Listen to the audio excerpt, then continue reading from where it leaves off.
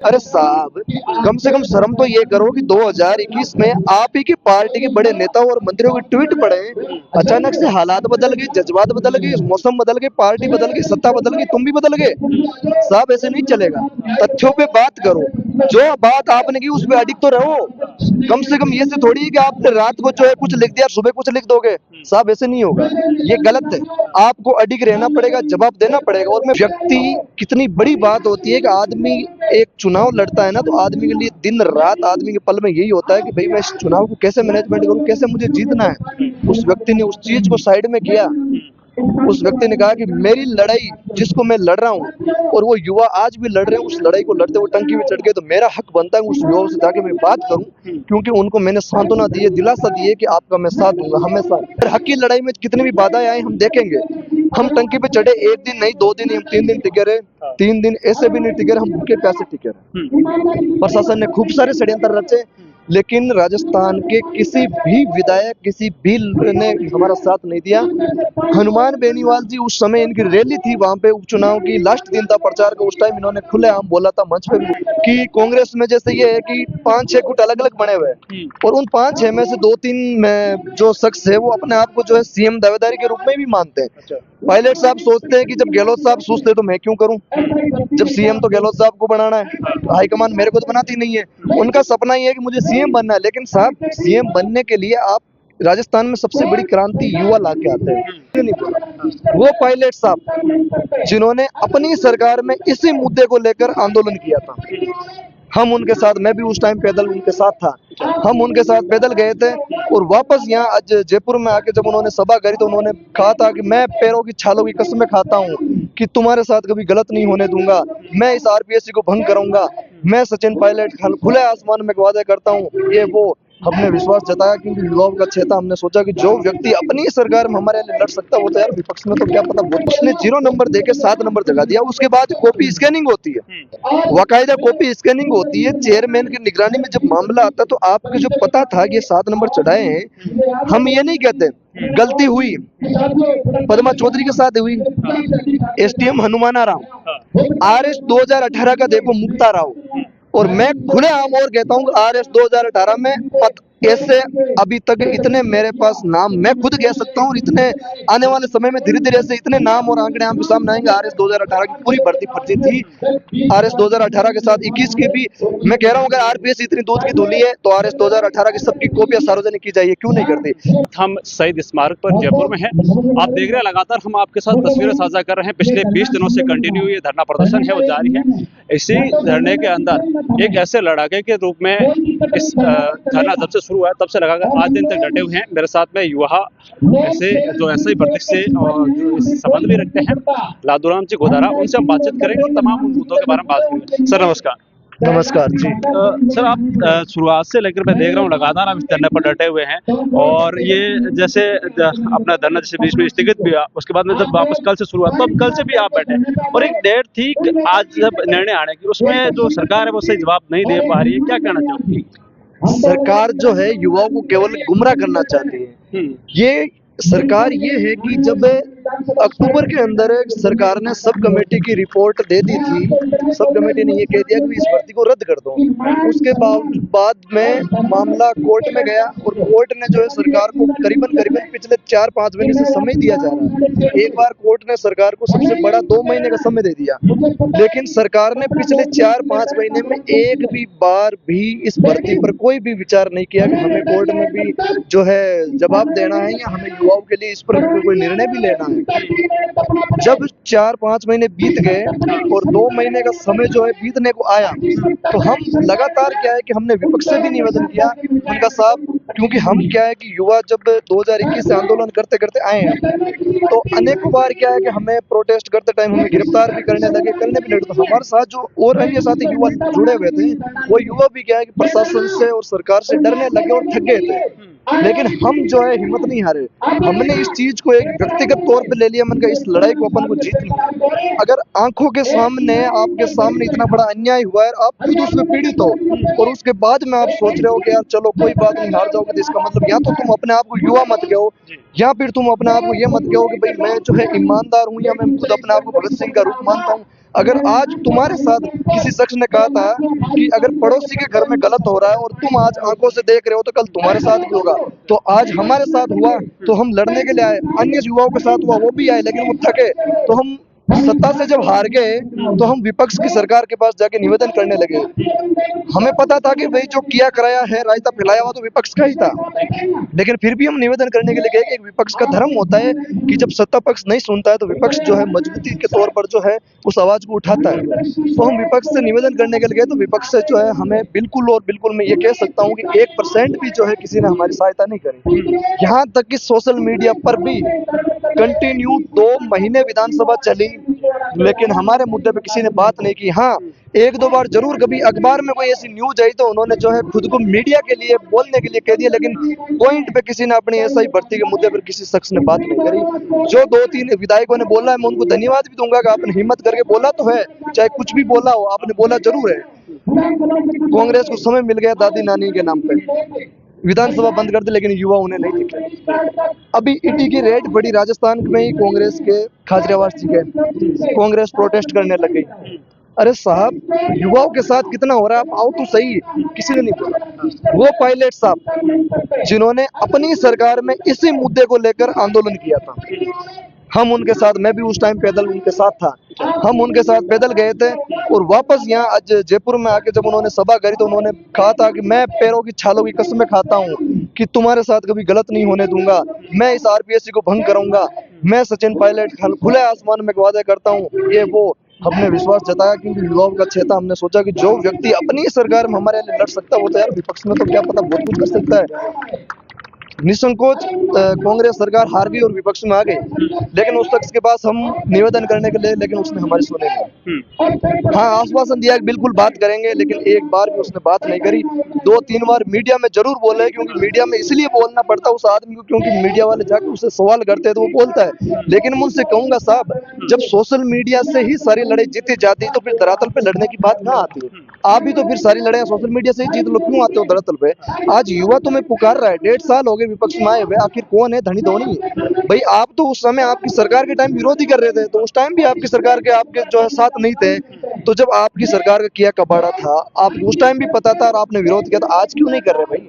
फिर क्या कारण है कि जब अपनी सरकार के अंदर वो विरोध करे तो आज नहीं करे, उसका क्या वजह लगती है आपको? क्या ये तो कोई उनकी कोई राजनीतिक लड़ाई हो सकती है, या फिर अभी कांग्रेस में क्या है, मैंने देखा है क्योंकि मैं खूब सारे कांग्रेस के जो यूथ कार्यकर्ता और उनसे जो है मेरा दोस्ती नामा होता है, क्योंकि मैं कॉलेज लाइफ यूनिवर्सिटी लाइफ में ये सब निकले हुए तो हम आम लोग मिलते रुकते रहते हैं। तो मैंने खूब सारे उनके साथ चर्चा करी तो ये देखने को मिलता है, मीडिया के माध्यम से भी देखने को मिलता है कि कांग्रेस में जैसे ये है कि 5-6 गुट अलग अलग बने हुए हैं और उन 5-6 में से 2-3 जो शख्स है वो अपने आप को जो है सीएम दावेदारी के रूप में भी मानते हैं। पायलट साहब सोचते हैं कि जब गहलोत साहब सोचते तो मैं क्यों करूं, जब सीएम तो गहलोत साहब को बनाना है, हाईकमान मेरे को तो बनाती नहीं है। उनका सपना ये है कि मुझे सीएम बनना है, लेकिन साहब सीएम बनने के लिए आप राजस्थान में सबसे बड़ी क्रांति युवा ला के आते हैं। जिस साइड युवा होते हैं वो आदमी आगे जाता है हमेशा। गहलोत साहब को भी मारवाड़ से युवाओं ने खूब सपोर्ट किया था, लेकिन गहलोत साहब की एक गलती, युवाओं के साथ पेपर लीक करने की गलती, ये गहलोत साहब को खामियाजा भुगतने पड़ती। मैं चैलेंज के साथ कहता हूँ अगर ये पेपर लीक की घटना नहीं होती तो राजस्थान का युवा कांग्रेस के साथ होता और कांग्रेस की सरकार बनती। तो इस एक गलती से पूरी कांग्रेस को अपनी सरकार गंवानी पड़ी और बीजेपी इस गलती के कारण बीजेपी सरकार में आ गई। लेकिन पायलट साहब अगर यही हालात आपने रखा, आपने नहीं बोला, तो ना तो आप सीएम बन पाओगे, मुझे तो लगता नहीं विधायक भी नहीं बन पाओगे, तो सीएम का सपना अधूरा रह जाएगा। बिल्कुल अधूरा रह जाएगा। हम तो पुरजोर तरीके से विरोध करेंगे कि जिस व्यक्ति ने आज हमारे साथ गलत हुआ, उसने हमारा साथ नहीं दिया, तो हम उस व्यक्ति के किस उम्मीद से उसका साथ देंगे? क्यों देंगे हम उस व्यक्ति का साथ?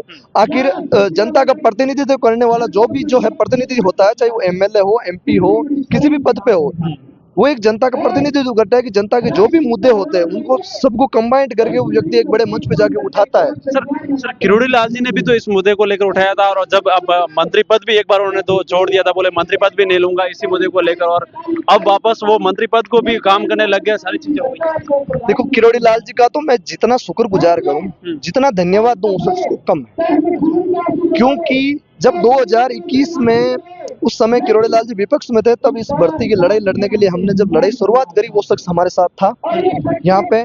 लेकिन कांग्रेस की सरकार ने माना नहीं था।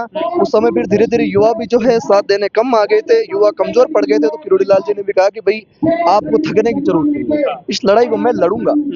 और उसके बाद जैसे जैसे चुनाव नजदीक आए, कांग्रेस ने तो क्लीन चिट ही दे दी थी जांच एजेंसी से, तो वो किरोड़ी लाल जी ने कहा कि भाई हमारी सरकार आएगी ना, मैं इस मुद्दे की लड़ाई लड़ूंगा और इस भर्ती को रद्द करूंगा। और वाकायदा भाजपा की सरकार बनते ही किरोड़ी लाल जी के पास हम जब वापस गए, किरोड़ी लाल जी ने कहा कि आपको चिंता करने की जरूरत नहीं है, मेरी सरकार है, मेरी पार्टी की सरकार है, और मेरी सरकार का मैनिफेस्टो था, सरकार का मुद्दा था कि एसआई भर्ती रद्द करेंगे, आरपीएससी भंग करेंगे और पेपर लीक के खिलाफ जो है जीरो टॉलरेंस सिस्टम हम लाएंगे।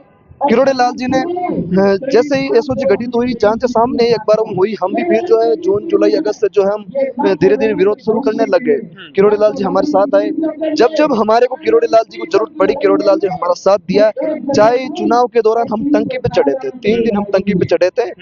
आज तक का रिकॉर्ड है राजस्थान में कि व्यक्ति सुबह टंकी पर चढ़ता है, शाम को उतार लेती है, पुलिस प्रशासन उतार लेती है मना के, लेकिन हम वो शख्स थे, हमने हिम्मत नहीं आ रही थी। हमने केवल एक चीज सोचा था कि जो मुख्यमंत्री उपचुनाव से पहले कैबिनेट सब कमेटी की रिपोर्ट के आधार पर भर्ती रद्द कर रहा था, अचानक उसका क्या मसला हुआ कि भर्ती को भूल ही गया और चुनाव में व्यस्त हो गया। तो हमने कहा कि हम रुकेंगे नहीं, थकेंगे नहीं, तो हम भी टंकी पे चढ़ गए। टंकी पे चढ़ के विरोध दर्ज करवाना एक हमारा काम बनता था कि भाई सब सरकार सड़क पर हमें लाठी मारती तो हम टंकी पे चढ़ गए। हमें पता था कि हम टंकी पे चढ़ेंगे तो हमारे साथ बहुत सारा जो है गलत भी होगा, हो सकता है कि हमारा जो है पढ़ाई करने के साथ मुकदमे भी लग सकते हैं, कुछ भी हो सकता है, लेकिन हमने कहा वो बात की बात है, अगर हक की लड़ाई में कितनी भी बाधाएं आए हम देखेंगे। हम टंकी पे चढ़े, 1 दिन नहीं 2 दिन नहीं, हम 3 दिन टिके रहे। 3 दिन ऐसे भी नहीं टिके रहे, हम भूखे प्यासे टिके रहे। प्रशासन ने खूब सारे षड्यंत्र रचे, लेकिन राजस्थान के किसी भी विधायक, किसी भी ने हमारा साथ नहीं दिया।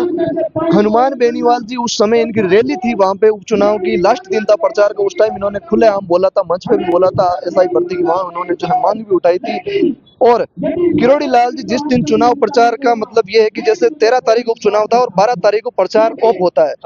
व्यक्ति, कितनी बड़ी बात होती है कि आदमी एक चुनाव लड़ता है ना, तो आदमी के लिए दिन रात आदमी के पल में यही होता है कि भाई मैं इस चुनाव को कैसे मैनेजमेंट करूं, कैसे मुझे जीतना है। उस व्यक्ति ने उस चीज को साइड में किया।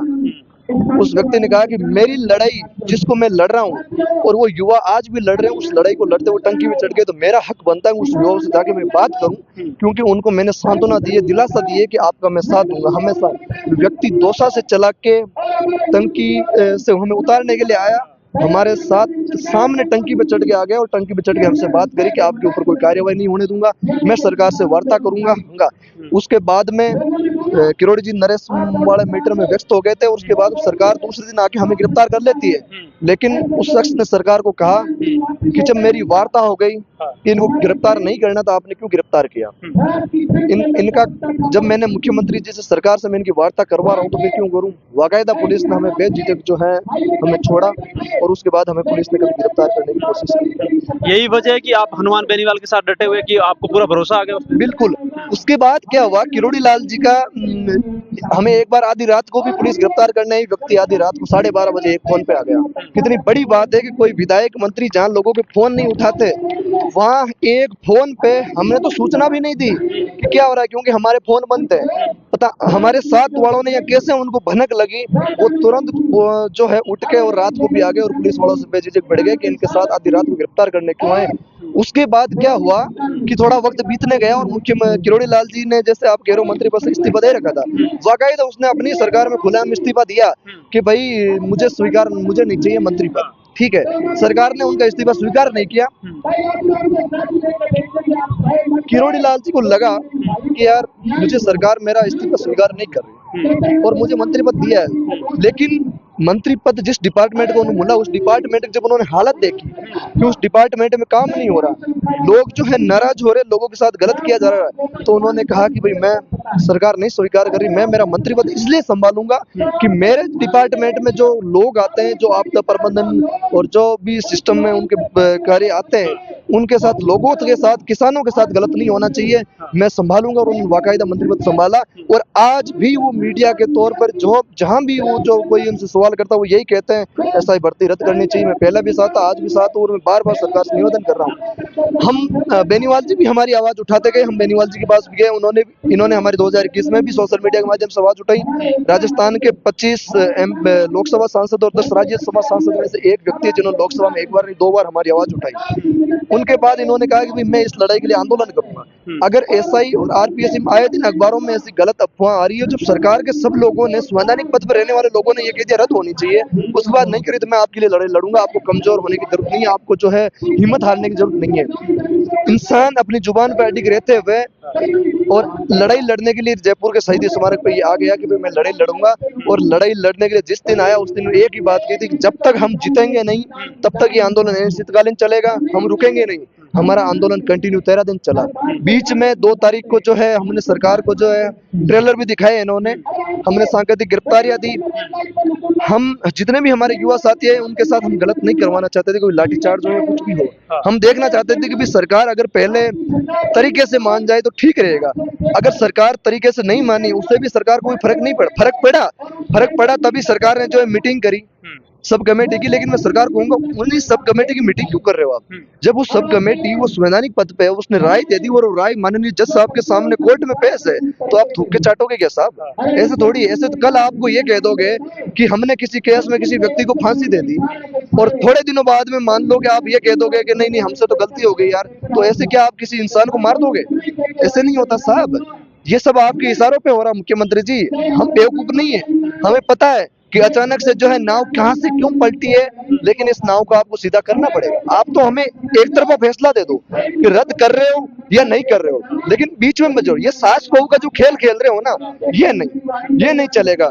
क्योंकि आज कोर्ट ने भी सरकार को यही कहा कि आप बार बार आते हो, समय चाहिए। इन्होंने क्या बहाना पाया? मजरूपे की बात तो ये है कि भारत पाकिस्तान का युद्ध चल रहा था तो हमें समय नहीं मिला। अरे साहब आप गए थे क्या वहां पे? आप सेना में थे क्या, या राजस्थान के बॉर्डर पे बंदूक लेके गए थे आप? अरे शर्म आने की बात है साहब, सारे यहाँ बैठे हो और उसी दिन इन्होंने राइजिंग राजस्थान की बैठक करी।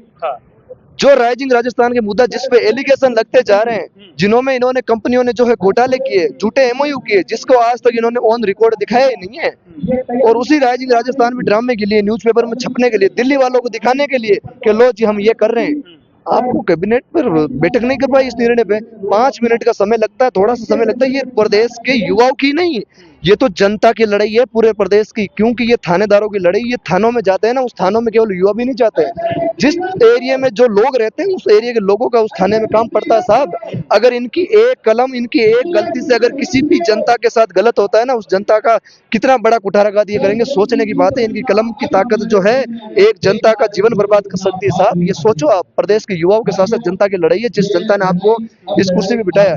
मुझे तो बड़ी हंसी आती है भजन लाल जी को देख के कि मेरी इतनी 25-26 साल की उम्र में ऐसा पहला मुख्यमंत्री देखता हूँ। और जितना मैंने स्टडी करी है, मैंने मुख्यमंत्रियों के मैंने कार्यकाल देखे, उसमें पहला ऐसा मुख्यमंत्री है कि एक तरह से ये मान लो कि डमी है। क्योंकि अगर मुख्यमंत्री में ताकत होती तो आज ये दिन नहीं आते। मुख्यमंत्री ये देखता, ये मत देखिए कि लड़ाई कौन लड़ रहा है, चाहे किरोड़ी लड़ रहा हो, चाहे हनुमान जी लड़ रहे हो, चाहे और भी कोई लड़ रहा हो। अरे साहब कम से कम शर्म तो ये करो कि 2021 में आप ही की पार्टी के बड़े नेताओं और मंत्रियों के ट्वीट पड़े, अचानक से हालात बदल गए, जज्बात बदल गए, मौसम बदल गए, पार्टी बदल गई, सत्ता बदल गई, तुम भी बदल गए। साहब ऐसे नहीं चलेगा, तथ्यों पे बात करो, जो बात आपने की उस पे अडिग तो रहो। कम से कम ये से थोड़ी है कि आपने रात को जो है कुछ लिख दिया, सुबह कुछ लिख दोगे। साहब ऐसे नहीं होगा, ये गलत है। आपको अडिग रहना पड़ेगा, जवाब देना पड़ेगा। और मैं फिर कहता हूँ सरकार को कि सरकार को माननीय कोर्ट पर हमें पहले भी भरोसा था, हमें पता था कि ये सरकार नहीं करेगी, कि जलेबी की तरह जो बिखरी हुई सरकार है ना, मैं तो कह रहा हूँ इस सरकार में भी जो है, जो सरकार के जो नेता और लोग है वो खुद अपने मुख्यमंत्री से खुद नहीं है, वो तो खुद देखेंगे अगर मुख्यमंत्री जो हटा दे तो हमारा आसान हो जाए। अब आज माननीय कोर्ट ने यही फटकार लगाई कि 26 तारीख तक का मैं अंतिम समय देता हूं। आप बार बार आके युवाओं का समय खराब मत कीजिए। आप इस मैटर को लंबा खींचना चाहते हो, ये पब्लिक डोमेन का मुद्दा है, ये जनता से जुड़ा हुआ मुद्दा है। इससे दोनों पक्ष में जो है बाधा उत्पन्न हो रही है, दोनों पक्ष का समय व्यर्थ हो रहा है, दोनों पक्ष की प्रतिष्ठा दांव पे है और युवाओं का भविष्य दांव है। ये मुद्दा युवाओं की दशा और दिशा का मुद्दा है, ये मुद्दा युवाओं के सपनों का मुद्दा है। ये केवल नौकरी की लड़ाई नहीं है, ये एक सिस्टम की लड़ाई, जिस सिस्टम को आपने बनाया माननीय कोर्ट ने तो पता नहीं आरपीएससी को भी सब्जी मंडी पता नहीं कैसे कैसे आरोप लगाए, जो आप देख सकते हो। रही बात आरपीएससी की कि जिस पद्मा चौधरी पे एलिगेशन लगाए, आरपीएससी ने गलती कबूल की। क्यों की? इसलिए कबूल की कि आरपीएससी को पता है कि ये तो जो है दूध पूरा का पूरा सामने आ गया, 7 नंबर खाली पेज पे दिए। अरे साहब मजाक है। हम कॉलेज में पढ़ते हैं, स्कूल में पढ़ते हैं, वहां भी जो है जब टेस्ट होते हैं, पेपर होते हैं, तो खाली पेज पे तो नंबर छोड़ो, खाली पेज पे तो केवल यूं करते हैं कट, नंबर तो बहुत दूर की बात। एक आरएस का एग्जाम और जो एग्जामिनर, ऐसे तो है नहीं कि आपने कोई बहुत ही छोटे से एग्जामिनर को कॉपी चेक, बहुत बड़े एग्जामिनर से, प्रोफेसरों से, आप बड़े बड़े यूनिवर्सिटी के प्रोफेसर से आप कॉपी चेकिंग करवाते हो। उसने 0 नंबर देके 7 नंबर जगा दिया। उसके बाद कॉपी स्कैनिंग होती है, बाकायदा कॉपी स्कैनिंग होती है। चेयरमैन की निगरानी में जब मामला आता तो आपको जो पता था कि ये 7 नंबर चढ़ाए हैं, हम ये नहीं कहते गलती हुई, पद्मा चौधरी के साथ हुई, एसटीएम हनुमाना राव, आरएस 2018 का देखो मुक्ता राव, और मैं खुलेआम और कहता हूँ आरएस 2018 में ऐसे अभी तक इतने मेरे पास नाम मैं खुद कह सकता हूँ, और इतने आने वाले समय में धीरे धीरे से इतने नाम और आंकड़े आपके सामने आएंगे। आरएस 2018 की पूरी भर्ती फर्जी थी। आरएस 2018 के साथ 21 की भी मैं कह रहा हूँ, अगर आरपीएस इतनी दूध की धुली है तो आरएस 2018 की सबकी कॉपियां सार्वजनिक की जाए, क्यों नहीं करती? ये तो भला मानो अगर कहीं से कॉपी आ गई और ये पता चल गया तो आरपीएससी ने कबूल कर लिया, लेकिन आपके कबूल मत करो। आरपीएससी कबूल करके अपना पूरा भ्रष्टाचार छिपाने का काम कर रही है। आप ये बताओ कि ये हुआ कैसे? आप एक जांच कमेटी बिठाओ कि साहब आरपीएससी में उस दौरान 2018 में किसके कारण से हुआ, अगर जो भी इसमें